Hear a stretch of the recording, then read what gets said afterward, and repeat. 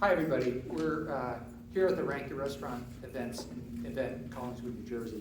We're about to get started. My name is Phil Welsh. I live here in Collingswood. Thanks, everybody, for coming online as well as here in the room. Quick introduction. We got a lot of support from Rob Lewandowski, my neighbor across the street. He helped us with some advice about how to get everything set up and going. So, Rob, I really appreciate it. You're very supportive. And would you like to say a few words to folks? Sure. I need to be over there, so Yeah, I'm on both things. I'll talk to the the crowd and talk Yeah. to the... Hi, everybody. I'm Rob Lewandowski. I'm a commissioner here in town. So for those of you in town, you're my boss. Thank you. For those of you who are not from town, you're our guest, and welcome. And welcome to everyone online, too. Just a couple things I wanted to say. When Phil originally came to me and said, hey, I've got this idea, it's ranked choice voting, which I've known a little bit about. And it's really important, and we want to get the word out and start creating dialogue and stuff. You know, I paused a little bit. And that's the nature of a politician, where sometimes they're like, ooh, I don't want to jump into anything, maybe I'll dip my toe. But I thought about, you know, what ranked choice voting is, and I actually went back to the Federalist Papers, all right, many moons ago. And one of the things that's talked about in Federalist Papers, if you know, are sort of the arguments for the establishment of the Constitution as we know it and the like. And one of them, they talked about, you know, how do we control selfish and rapacious men? It was men, sorry, it was men, right? And what essentially they argue is you can't change people's union their behavior, but you can change the system and control their behavior in some ways. And it got me thinking about the benefits of ranked choice voting. And a lot of what we do when we vote, sometimes there's a spoiler, right? I'll use the example of the two presidential candidates in 2016, Donald Trump, right? Essentially, do you know how many states that he won a majority of the vote in the primaries? It was 17 states. Do you know how many of those states there were still other candidates running at the same time? Of the one, there was really only about 4 competitive states that he reached over 50%. So for the rest of those states, there were many people running. It was a free-for-all. And a person with 38% of the vote, 27% of the vote, 40% of the vote became the Republicans' choice. And so that gets you Donald Trump with 28, 38, 48% of the vote, right? Only 4 states where it was competitive did he go over 50%. On the other side of it, we can look at Joe Biden, and he had all the folks running, right? Kamala, he had everyone else running. And at some point, people were making decisions. They said, boy, I really like, I really like the senator from Massachusetts. I really like this person or that person, but I don't know if she can win, right? We hear that, I don't know if she can win. And so I'm going to go with the one who's kind of safe. So we're making calculations, and those calculations sometimes don't really speak to where our head is, where we think policy should go. They don't really go to where our heart is and where we think we ought to do. But we become sort of statisticians and political scientists when we're not really that, instead of just sort of leading what we think is best. And I think in many cases here, you might say, look, I'm not going to vote for Joe Biden for one, I'll vote for a second spot or a third spot, and we'll just let it all play out, but I'll do what I think is right versus what I think I have to do because I want my person to win. It's all complicated. I know I'm making it hard, but that's why we have smart people here to make it simple. And the thing is the system sometimes is the solution. And this is a great idea. There are other ideas out there of primary reform and other things, but gosh darn it, and usually I use much more profane language than gosh darn it. But gosh darn it, we got to do something, right? We got to do better, and we got to think about it and consider. And sometimes we'll say yes to sometimes we'll say no, but to put in the good faith effort to explore ways that we can reform and improve our system, really is what we should always be doing as a nation. So that's all I got. I want to thank Phil, all the folks from ranked choice voting here in New Jersey, and let's have a good time, right? Yeah, Thank you. it's So, about. thanks everybody. So I just want to make a brief introduction. My name is Renee Steinhagen. I'm what we call the executive lead of Voter Choice New Jersey that's sponsoring this event and is really running a campaign to try to get ranked choice voting in New Jersey. We're a totally volunteer organization, and we're in for the long haul since we understand that things take time.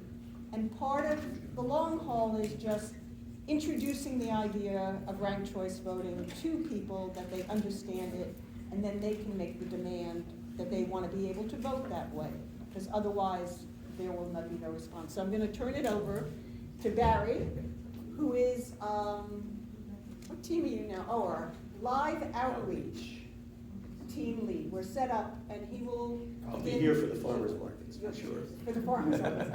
And will be being our presenter tonight. And then I will introduce, we have Veronica in the back. Is Veronica Kuzza here? Who is the head of what we call our Speakers Bureau team. And Phil, who you all know, is the head of data management. And we are set up, and Barry will explain the organization. And I just want to say, if anyone is really interested in wanting to participate in this organization, please let us know. So hope you enjoy yourself. Okie dokie. I don't think I skipped any slides, I'm not sure. We're here at Rank the Restaurants in Collingswood. Lovely Collingswood. I've been here many times for various political reasons. Hitting farmers markets and getting petitions signed. This is one of my favorite towns, just to let you know. I live over in Ocean County in Forked River, but I've spent some time here. Anyway, here's our agenda. And we say, why ranked choice voting? You know, what are the reasons for using ranked choice voting? We're going to do a ranked choice voting walkthrough, okay, which will be the most of what I'm going to be talking about. Then the folks from the restaurants who are here, those who aren't here will have a proxy speaker do their campaign speech, because this is an election, so we're going to be having campaign speeches. Then everyone here and people out in internet land will be voting, and that'll take a little while. We'll check the results, and at the end, I'm assuming everyone here has filled out a lottery ticket. Everyone has filled out their lottery tickets, because we're going to have a drawing at the end for gift certificates for the restaurants that are presented. All right, so we'll move down. And then Renee gave a quick introduction. Voter Choice New Jersey is a nonpartisan, nonprofit organization. We're dedicated to educating, providing information about ranked choice voting. Education is our number one. That we need to educate people, because once people know about ranked choice voting, they'll like ranked choice voting. And anyway, we're also promoting its adoption for all elections here in New Jersey. So we're going to talk about how we're voting now. Okay, so this is status quo, plurality voting, where whoever gets the most votes wins the election. That's what we're talking about. But some of the issues is that, speaking as an individual, there isn't anyone I like on my ballot because candidates are scared of being called the spoiler, okay? And personally, I've been in that situation. It's not a comfortable feeling, you know, saying, hey, you cost me that election. So the next little blurb here talks about our base is the best, never compromise. What happens nowadays, especially nowadays, more than ever before, candidates take their base for granted and they don't reach out to other people. And here we say, don't reach out to me. So I may approve of their candidate, but because they're so focused on the base only, they don't reach out to other people. And then the other one, the last, is something that I've spoken about often. The question is, do I have to hold my nose and pull a lever for a candidate that can win? And as you mentioned, the can win is an important issue. With ranked choice voting, well, I'll go to the next slide. Here's a better way. With ranked choice voting, you'll notice the left in our first slide, 2 candidates, and that was it. With ranked choice voting, you'll see what will happen is more people will be interested in running for office because they'll feel with ranked choice voting, you have a chance, you have a better chance, or you have a better chance of having your views and issues passed on to those who make it farther in the election. But with ranked choice voting, there are more candidates for me to choose from because no one can be a spoiler. And that's a key. And the whole spoiler thing is, plays a big role in here. And the second one, when you do ranked choice voting, and you'll see if you're not familiar with it, as we go through, you'll see what this is about. Candidates have to reach out to me beyond their base to win a majority, okay? Because, well, we'll get into it, but with ranked choice voting, there's a stipulation that you have to get better than 50% of the vote. So if your base doesn't make up more than 50% of the vote, you're not going to take an election, okay? And on the last one, and this is, I refer to it voting with your heart, okay? If there's someone on the ballot who matches your ideology and whose platform issues hit you at home, I can vote my preference without fear of throwing my vote away, okay? Because with ranked choice voting, you can vote with your heart and not worry that someone that the opposite of your heart is going to benefit from your vote. And here is a ranked choice voting ballot, okay? And basically the way the ballot works is, on here we have 5 candidates, and when you go and vote, like, you pick who's your first choice, who's your second choice, third, fourth, fifth. For argument's sake, if there's someone you really don't like, you don't pick the 5th choice, you don't pick the 4th choice, etc. And those cards, a couple of years ago, I was on a boardwalk in Asbury Park, and people said to me, hey, I like the way I vote now, I don't want to change the way I vote. But with ranked choice voting, if you decide you want to vote for one candidate, you can vote for one candidate. It leaves it wide open. So basically it says how to vote, match each candidate to your preference, Liz first, Mike second, etc. Your vote will count for the candidate you like the most that has a chance of winning the majority. And we'll show how that works. Also, there are more choices available on the ballot. Every candidate campaigns for your vote to be as high up on your ballot as possible. Voters don't need to think about who's electable and can vote their conscience, or as I like to say, your heart, okay? And let's see, on the next slide, I don't want to jump slides. Okay, we're talking about New York City, but I want to take a step back real quick.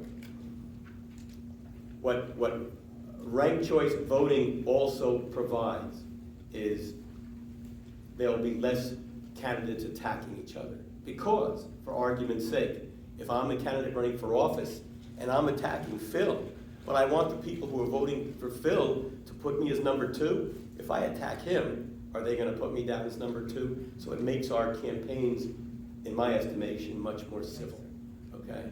It adds to that. So that's another benefit of ranked choice voting. So we're going to talk about the primary election in New York City last year. They used ranked choice voting in the primary, and as a result,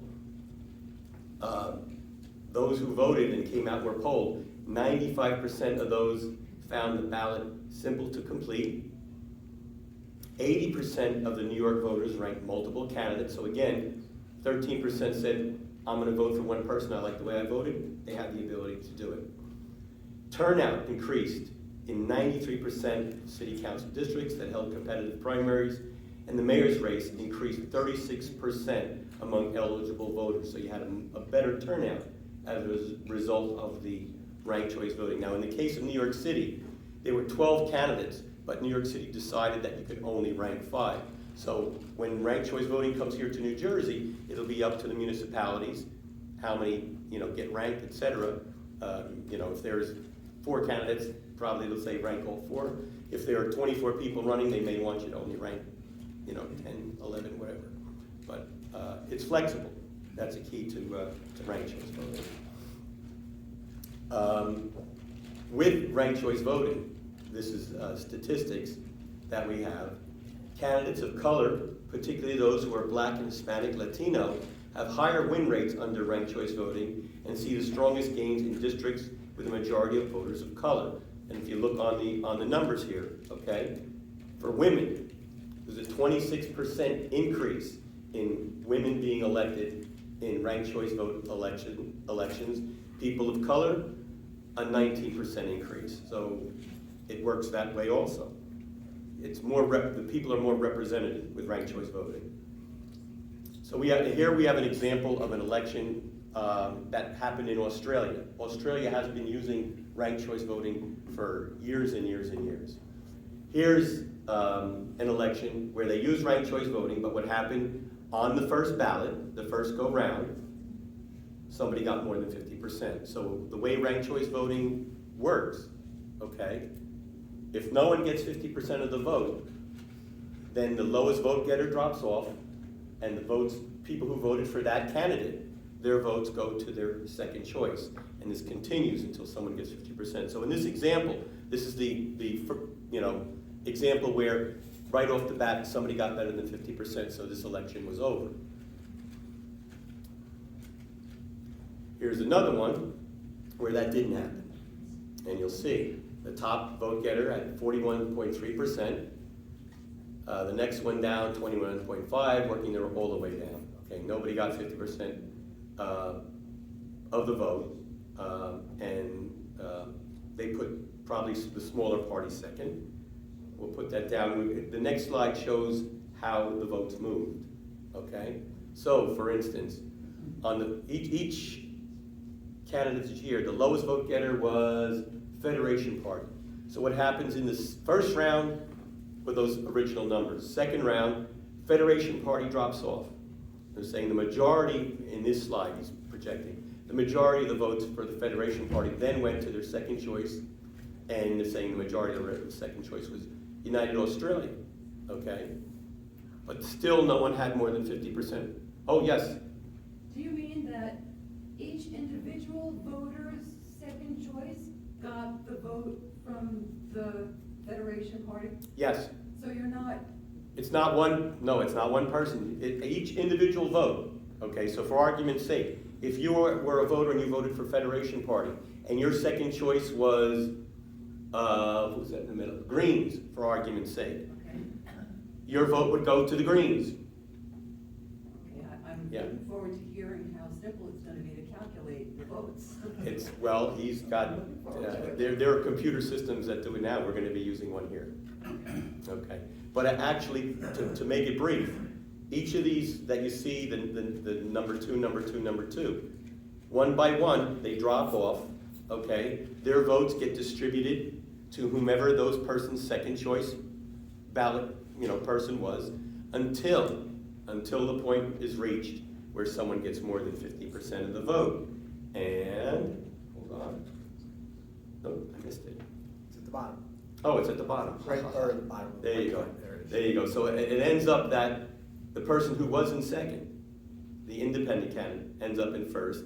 She ended up with 51.3% of the vote, as opposed to 48.7%, which is why it's so important for candidates to play nice, because if you alienate the voters for another candidate and you're expecting them to put you on their ballot as a second, third, or fourth choice, you probably could kiss that goodbye if you're hostile to their candidate. Anyway, here's what I was talking about. Ranked choice voting has been used worldwide for quite some time. All elections in Ireland and in Australia are ranked choice voting. The upper house elections in India and Nepal, so their upper house would be comparable to our US Senate. They use ranked choice voting. Local elections in New Zealand, and as we discussed earlier, New York City, but various other municipalities, Alaska, Maine, are using ranked choice voting for their elections at this point. So it's not, it's building, the momentum is building on it, and what we're here for is we're trying to get that momentum to flow right into New Jersey. Oops, I went the wrong way. Sorry. And what we talk about now is getting involved. Actually, I have a petition up here, but there's electronic petitions that you sign also. Sign our petitions.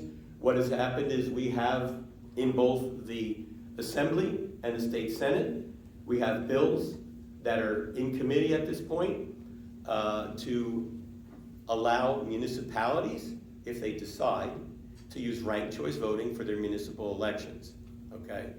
I'll give you the example. In Hoboken, New Jersey, they've already voted to put what we call a trigger ordinances. A trigger ordinance says as soon as the state allows municipalities to choose ranked choice voting, Hoboken will put a ballot question on their ballot to ask the people, do you want to use ranked choice voting? So we're pushing with petitions, etc., and visits to our legislators to get those two bills passed in the State Senate and the Assembly, get it signed by the governor. That way, municipalities will have the ability to choose if they want to use ranked choice voting here in New Jersey. So that's what our petitions are about. If you like what we're talking about and would like to be more involved, you're more than welcome. We could use lots more folks because we want to cover the entire state with this. So you can volunteer with us. And the third thing is spread the word about ranked choice voting to your friends, to your family, and the organizations you belong to. If you think they might have an interest in ranked choice voting, I'm part of the Speakers Bureau, so I would be coming out. My voice will be better because I'm just getting over something. But I could come out, Veronica comes out. We have lots of very people who are knowledgeable about ranked choice voting who can come out and address your groups, talk about ranked choice voting, answer any questions that people will have. So, okay, that's the end of my time. Yeah, so I think we're gonna do the restaurant presentations now. So let me, I'm gonna get that. yeah, I think, we have somebody on, Cheryl, and we're gonna Yes, can you hear me? Yeah, why don't you go ahead, by the way, Tortilla Press is here and they will present themselves. But other than that, you can go ahead and explain it. Other than that, it's me. Yep. Okay, so Cheryl Fowler here, up in Hoboken, New Jersey, where we're very much looking forward to voting yes on a trigger ordinance. I will say, you folks down in Collingswood, you have such a terrific selection of restaurants. I'm actually quite jealous. The first restaurant up for your consideration is Lee Beirut.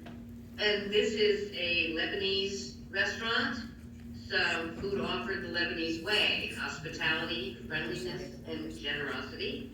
It's quite healthy in terms of the type of cuisine, and they specifically call it Lebanese cuisine. Hummus, baba ganoush, stuffed grape leaf, shawarma, very healthy cuisine, lots of oriental spices, garlic, olive oil, lemon, mint, parsley. And another thing about Lee Beirut, for those of you who filled out a lottery ticket and who may be chosen to get the lottery ticket for Lee Beirut, they do have a prefix. Looks like it's $50, where you can do a terrific sampler of the kind of food they have there. And the other thing that I noticed when looking at reviews of Lee Beirut is and it's actually quite common in Collingswood, New Jersey, they talk about the warmth of your host. So that is for your consideration, your first choice candidate. All righty, we'll move on to number 2. And they're here, they're gonna do the presentation, and also, if you haven't seen, before you vote, there's samples over here from the Tortilla Press for you to sample. There you go. Thank you very much. Thank you, everyone. My name is Joshua Baylog. I'm the general manager of the Tortilla Press in Collingswood. Thank you for the opportunity to explain why we should be your first choice vote. For over 20 years, the Tortilla Press has been serving Mexican cuisine with Latin and Tex-Mex influence. We have a passion for fresh local ingredients and a philosophy of making every guest feel important. We have a vibrant, fresh air feel, and more important, bold flavors. Located at Haddon and East Colling Aves, the Tortilla Press is literally the cornerstone of the Collingswood notorious restaurant scene. We consider ourselves not just a restaurant, not just a successful small business, but a member of this great community. We make countless donations to local charities, schools, and churches, working with amazing organizations like the Camden Children's Garden in conjunction with the Center for Environmental Transformation, creating community gardens, and along with our work with the Volunteers of America, providing jobs for the disenfranchised, temporary homeless, and more importantly, our urban youth. Speaking of the Volunteers of America, we at the Tortilla Press are very proud of our inclusive hiring practices. We don't just have equal opportunity employer written in small print on the bottom of an application. We give access to jobs for halfway houses, autistic and the learning disabled, while providing a truly great environment for education, growth, and the chance to become self-supporting, productive members of society. As a restaurant professional for over 20 years, I remember being so impressed with the Tortilla Press's strong effort to keep food waste to a very bare minimum. Earlier this year, we were awarded the Philip Belampi Industry Marketing Award. This award, presented by the New Jersey Agricultural Society, is given to a member of the agribusiness industry whose innovative ideas create or enhance new markets to increase farm sales. This award validates our commitment to supporting local farmers, produce distributors, even celebrating great operations like the good people at Springdale Farms by offering special menus with ingredients solely from that season's harvest, a true farm-to-table. Thanks again for your opportunity to be here tonight and to explain to you why we should be your first choice. Thank you.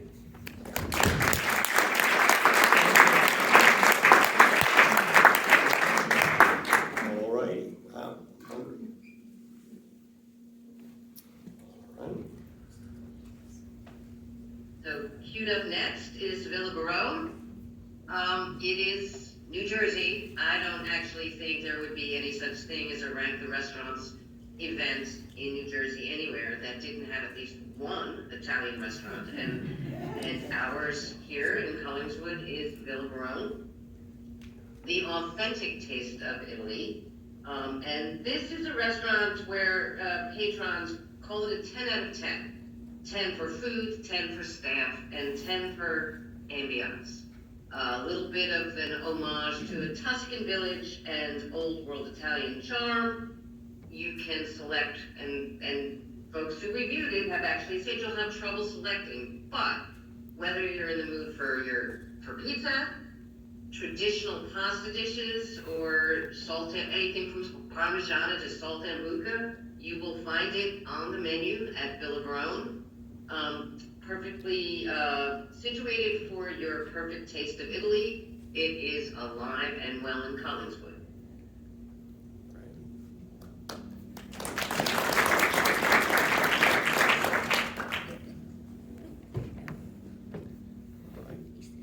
Next up, La Catrina Mexican Restaurant. So here in Collingswood, you sort of have dueling Mexican restaurants.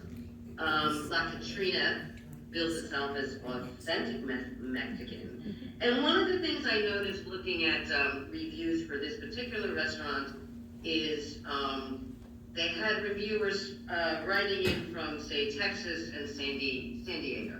Now, those of you, well, I'm guessing most everybody there lives in New Jersey, and quite frankly, we are not known for really authentic Mexican food. But these reviewers from areas of the country where you might get more authentic food said, this is the real Magilla. So yes, we have, and the good news is Collingswood tonight at Rank the Restaurants has dueling Mexican, although Tortilla Press I think is a little bit more Pan-Asian. These folks do focus strictly Mexican, although they say it's not a let's cover everything with cheese Mexican, it's nuanced food with a depth of flavor throughout, for your consideration.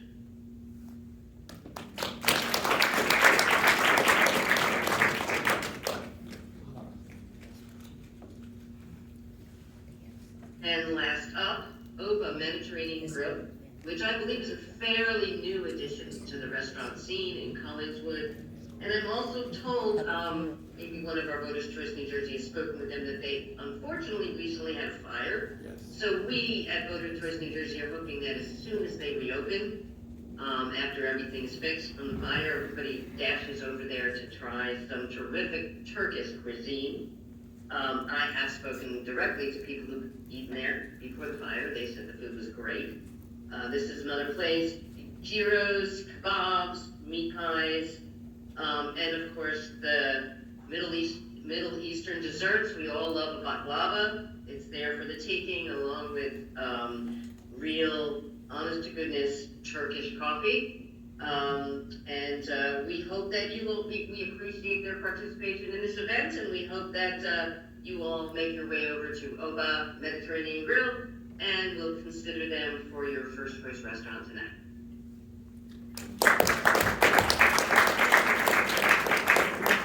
On to voting, and it's time to vote. Well, how are we gonna vote? You're gonna have to explain this. Yes, so it's all vote via your phone.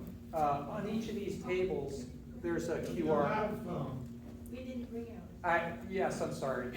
Yeah.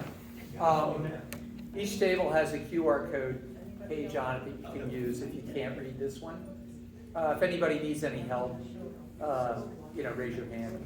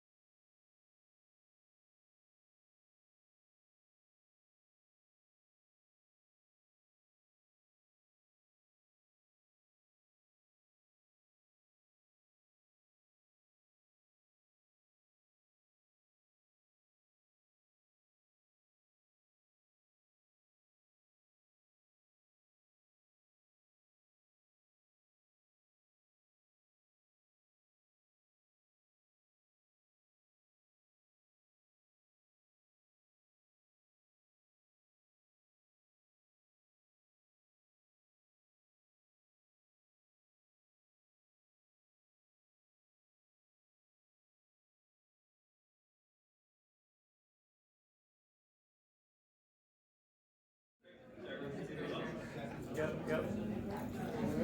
So, this election is a very straightforward voting election, where one candidate has won more than 50% of the vote, and they are the winner of that election. So we went the first round? Yes.